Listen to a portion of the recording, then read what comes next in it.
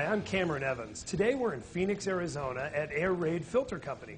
Now you may know them better for things like cold air intake systems and a really diverse line of air filters, but they also make a pretty ingenious design of throttle body spacer called a PowerAid.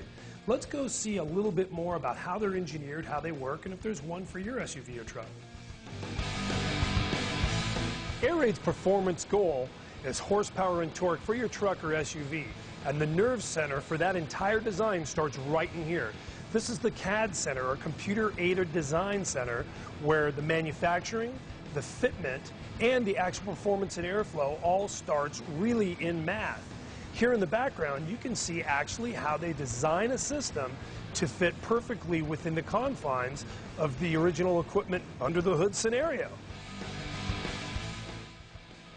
We're here in Airaid's R&D Center with a 2005 Mustang that actually has one of their PowerAid throttle body spacers already installed. Now, when it comes to any Airaid component, they're there to try to make you a little bit of power and torque. And when it comes to a throttle body spacer, there's a bit of a misconception. A lot of people think that that device is created to try to help you make power at wide open throttle. It's absolutely not the case. You're actually bolting on a device like this to try to make a little extra torque right off of the tip in, right off idle, all the way up to about 3,000 RPM. Now understand that one of the easiest installs you'll ever have, short of literally bolting on an Airaid air filter, is the install of this device.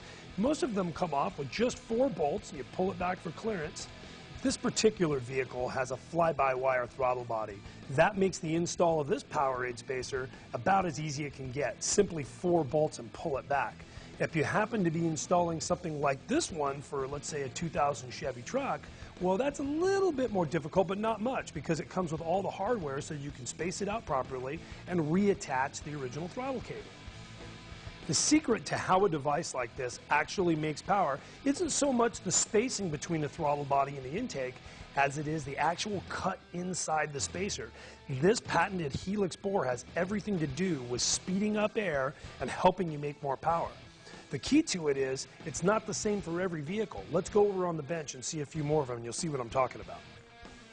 Look closely at the machine finish on these helix bores, and you'll see that from model to model, they're all very different.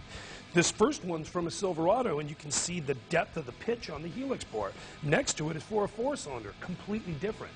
That's how much engineering has gone into these different throttle body spacers.